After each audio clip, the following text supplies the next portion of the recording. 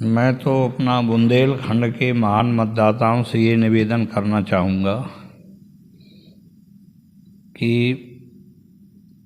चुनाव में चाहे वो सभासद का हो, चाहे नगर पंचायत, नगर पालिका या नगर निगम के मेयर और अध्यक्ष का चुनाव हो, जाति और धर्म से ऊपर उठ कर के ऐसे लोगों को वोट दें जो आपके सच्चे सेवक बन करके आपकी समस्याओं का समाधान करें, विकास करें, सतत आपके संपर्क में रहें।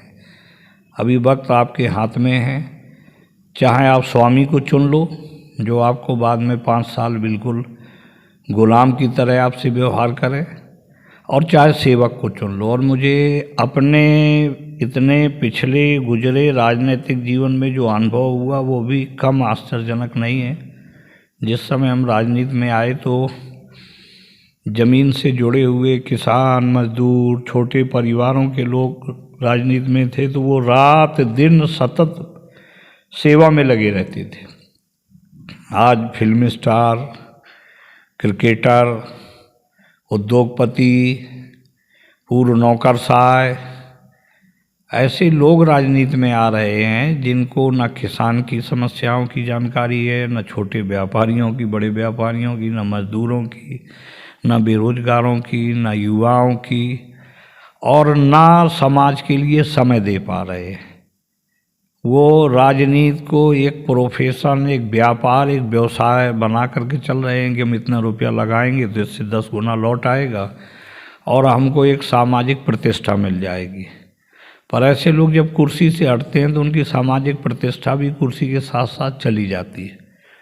इसलिए मैं तो अपने बुंदेलखंड के सभी महान मतदाताओं से ये निवेदन करूंगा कि जब आप खाने के लिए बाज़ार में तरकारी खरीदने जाते हो तो 20 दुकानदारों के यहाँ देखते हो बैगन कहाँ ठीक है, भिंडी कहाँ ठीक है, टमाटर कहाँ ठीक है, जिसकी ज़िंदगी ही 1 हफ्ते की होती है, इसके बाद वो पेट में जाके ख़त्म हो जाता है।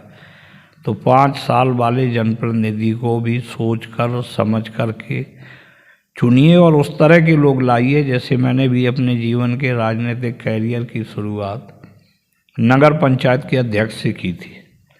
आज उस समय की जो नगर पालिका और नगर पंचायत के अध्यक्ष हैं, जब मैं देखता हूँ तो इस बात पर प्रतिद्वंद्विता रहती थी कि कौन ज़्यादा विकास कर रहा है, कौन ज़्यादा से ज़्यादा योजनाएं अपने क्षेत्र में ला रहा है, कौन ज़्यादा से ज़्यादा अपने क्षेत्र में आने वाले हर गरीब और हर व्यक्ति के निकट रह कर के काम कर रहा है, कौन ऐसा आदमी है जो अपने लोगों से झूठ नहीं बोल रहा है। इसलिए यही मैं सबसे उम्मीद करता हूँ। आपने बताया कि नगर पंचायत अध्यक्ष से आपकी शुरुआत हुई थी और जनता ने आपको खूब सारा प्यार दिया। 4 बार विधायक रहे, बसपा शासनकाल में कैबिनेट मंत्री भी रहे, और फिर आपने अपनी पत्नी को नगर पंचायत अध्यक्ष के चुनाव में उतारा। ऐसा क्या हुआ जो जनता ने वो प्यार जनता नहीं दे पाई? देखिए, 28 साल तक इस गांव के लोगों ने, चाहे लोकसभा का चुनाव हो, चाहे विधानसभा का चुनाव हो, चाहे नगर पंचायत का चुनाव हो, वो किया जिसको मैंने उन लोगों से निवेदन किया, अनुरोध किया।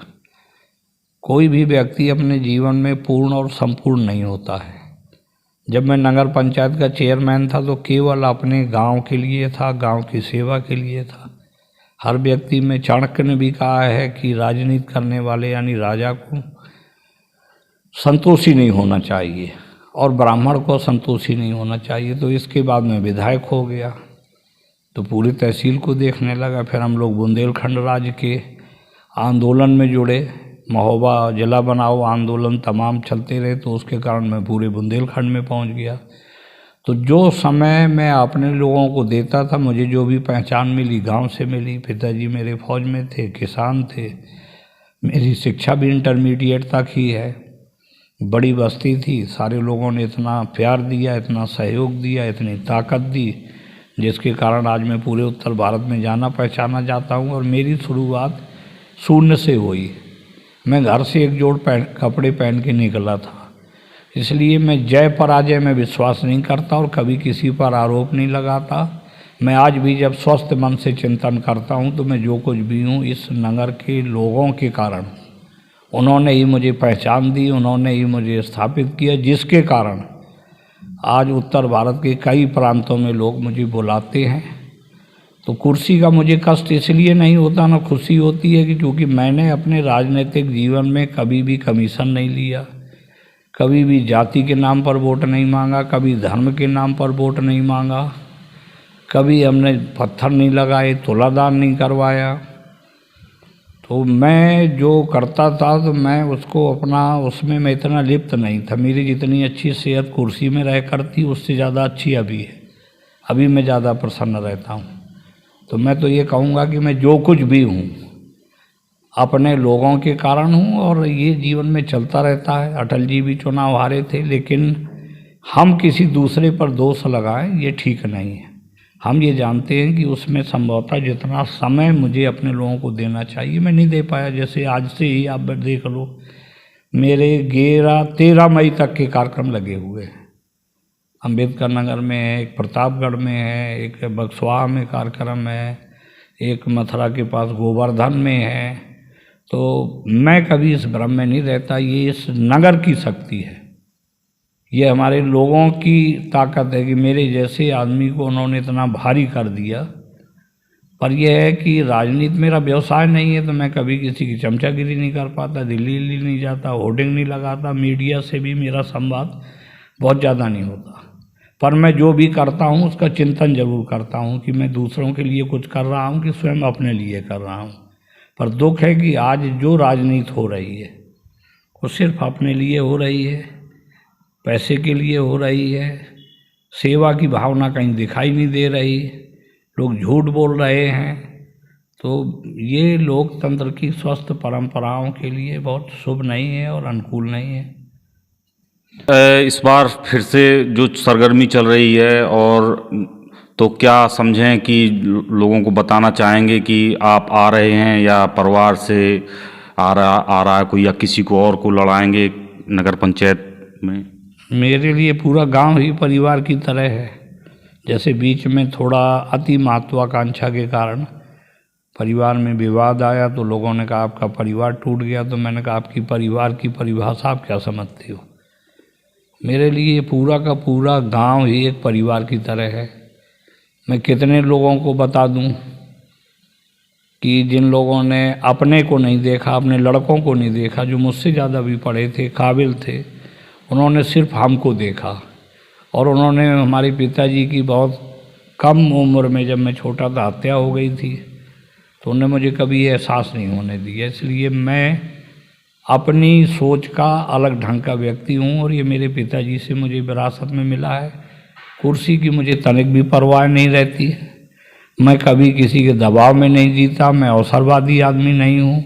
मैं स्वयं का मूल्यांकन करता हूँ। समाज की नज़र में मेरी क्या इज्जत है उससे मुझे कोई फ़र्क नहीं पड़ता, पर मेरी नज़रों में मेरी इज्जत नहीं गिरनी चाहिए, इस पर मैं सदैव ध्यान देता हूँ। तो जो भी फैसला क्षेत्र के लोग लेते हैं हम उनके साथ रहते हैं। परिवार की बात मैं नहीं करता। मेरे लिए पूरा का पूरा नगर और बुंदेलखंड एक परिवार की तरह है। यदि आप आए यदि चुनाव में, तो क्या किसी पार्टी के सिंबल से आएंगे? ये दोनों बातें काल्पनिक है। मैं बिल्कुल विश्वासपूर्वक कह सकता हूँ कि मेरे अंदर पद की कोई अभिलाषा नहीं रहती कभी भी। और आज भी देश के तमाम बड़े राजनेताओं से मेरे पारिवारिक रिश्ते हैं। अधिकारियों में जितने ऊपर लेवल पर बैठे हैं, शायद ही ऐसा नहीं होगा ज़्यादातर लोग जो जानते मानते ना हो, वो भी अपनी स्मरण शक्ति पर जोर दें। मैं कभी किसी के सामने कुछ मांगने ही नहीं गया। जब भी हम मांगने गए तो हम विकास गए। जैसे नसीमुद्दीन की पत्नी को मैंने मदद की तो उनसे महोबा से मुस्करा 2 लेन पूरा रोड ले लिया 52 किलोमीटर का। और पहले बजट हमने कहा भेजो, घोषणाओं का कोई मतलब नहीं रहता। तो मेरा जो काम था, मुझे विरासत में एक गांव मिला था।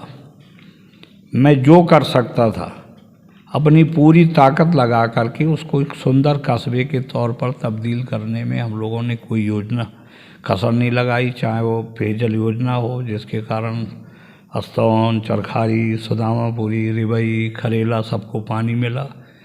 चाहे महाविद्यालय का मामला हो, चाहे सड़कों का जाल हो, चाहे बिजली का जाल हो, चाहे श्रृंगी ऋषि आश्रम के सुंदरीकरण का मामला हो। अब देखो महोबा में रिंग रोड नहीं है, लेकिन हम लोगों ने खरेला में रिंग रोड बना के तो कोई एहसान नहीं किया। ये हर जनप्रतिनिधि का एक नैतिक कर्तव्य होता है कि लोगों के विश्वास और कसौटी पर वो खरा उतरे। और मिलते समय भी मैं कैबिनेट मंत्री रहा 5 साल में, कभी किसी को यहाँ स्लिप नहीं लगानी पड़ी कि मिलना है तो पहले पर्ची बनवाओ। हमेशा मैं ही फ़ोन उठाता रहा और उसका लाभ मुझे आज भी मिल रहा है। अभी मेरे झाबुआ और अलीराजपुर के कार्यक्रम लग रहे हैं। तो मैं कहना चाहता हूँ कि श्रृंगी ऋषि की तपोभूमि में इतनी ताकत है कि हमारे जैसे सामान्य व्यक्ति को, जैसे आप कह रहे हो, मैं तो पूरे गांव को ही परिवार मानता हूं और कह नहीं रहा हूं, मैं मन से मानता हूं। गांव का एक व्यक्ति नहीं कोई कह सकता कि आपने हमारे साथ दुर्व्यवहार किया या बदले की भावना से काम किया, क्योंकि सबने मुझे कुछ ना कुछ सीखने का और समझने का अवसर और मौका दिया है। इतना जरूर मैं चाहूँगा कि किसी भी चीज़ को पहले परीक्षण पर जज भी जब किसी को सजा देता है तो पहले उसको अपना पक्ष रखने का मौका देता है। आज जो देश में कुर्सी के लिए, देश छोटा दिखाई दे रहा, कुर्सी बहुत बड़ी दिखाई दे रही है। तो आज जो कुर्सी के लिए मारा मारी है, कोई भले ही समाज में कटता पैदा हो जाए। मैं 20 साल बीजेपी में रहा, 3 बार भाजपा से विधायक रहा। अब मीडिया से एक बयान ला के दो कि मैंने कभी हिंदू मुस्लिम की बात की हो। हमारा जो सनातन धर्म है वो विश्व बंधुत्व का संदेश देता है, सारे संसार को एक परिवार मानता है। हमारी धर्म में जो गौरवशाली परंपरा है, जो संस्कृति है, वो सबको जोड़ने का, सबको सुरक्षा और सद्भाव और अच्छे संस्कार देने का काम करता है। आज जो अच्छे लोग हैं, जाति के नाम पर, धर्म के नाम पर कुर्सी बनी रहे, दंगा फसाद और अश्लील और छोटी ओछी भाषाओं का प्रयोग कर रहे हैं। आज देश के तमाम बड़े बड़े नेता इतनी छिछली भाषा का प्रयोग कर रहे हैं कि लगता है कि जैसे किसी महाविद्यालय का चुनाव हो रहा हो, छात्र संघ का, और उसमें आरोप प्रत्यारोप का काम हो रहा हो। देश का दुर्भाग्य ही कहा जाएगा कि कभी इतने बड़े कद काठी के नेता थे। अब देखो अटल जी इतनी बार सांसद रहे, प्रधानमंत्री, उनका खुद का मकान नहीं है। और आज ऐसे लोग हैं कि अपने को ही देश मानने की भूल कर रहे हैं। तो सब ये बहुत विषम स्थिति है। अगर आप बाजार में घोड़े की जगह गधा खरीद के लाओगे और फिर उससे घोड़े का काम लेना चाहोगे तो मुझे लगता है तो बिल्कुल संभव ही नहीं है, प्रकृति के विपरीत है। तो अगर अच्छे जनप्रतिनिधि रहते, पहले मैं विधानसभा में देखता था 10-11 बजे रात तक सदन चलता था। कई बार हम लोगों ने अंदर ही खाना खाया है। आज सदन में कोई चर्चा ही नहीं होती, ना किसान की चर्चा, ना मजदूर की चर्चा, ना बेरोजगार की चर्चा, ना छात्रों की चर्चा, न देश की जो दूसरी ज्वलंत समस्याएं उनकी चर्चा। और कोरोना काल में तो देख करके मेरा दिल बैठ गया कि हम लोग विकास के नाम पर कितने ज़्यादा सामाजिकता से और सद्भाव से कट गए हैं। कई लोग ऐसे जो सड़क पर चलते चलते गिरे और मर गए, ना उनका कोई दाह संस्कार करने वाला। बड़े लोग जो गाड़ियों से निकल रहे हैं तो उनकी फ़ोटो बनाते चले जा रहे हैं देखते हुए। तो मुझे लगता है कि जो हमारी जड़ हैं उनमें ही ताकत है। भारत ही बने रहें हम तो ज़्यादा अच्छा है, इंडिया के चक्कर में कहीं नहीं रह जाएंगे। इसलिए अगर एक अच्छा जनप्रतिनिधि आएगा तो वो केवल विकास भर नहीं करेगा, सबको सम्मान देगा, जोड़ने की कोशिश करेगा। और मुझे लगता है हर व्यक्ति को अच्छे बुरों की पहचान है। सब Eklavya University Damoh will guide you towards a bright future. 28 acres of lush green campus, largest campus of Bundelkhand, experienced and dedicated faculty. 50 future-ready courses taught in 12 different schools, separate courts and ground for sport, fully equipped lab and workshop, safe and fully equipped separate hostel for girls.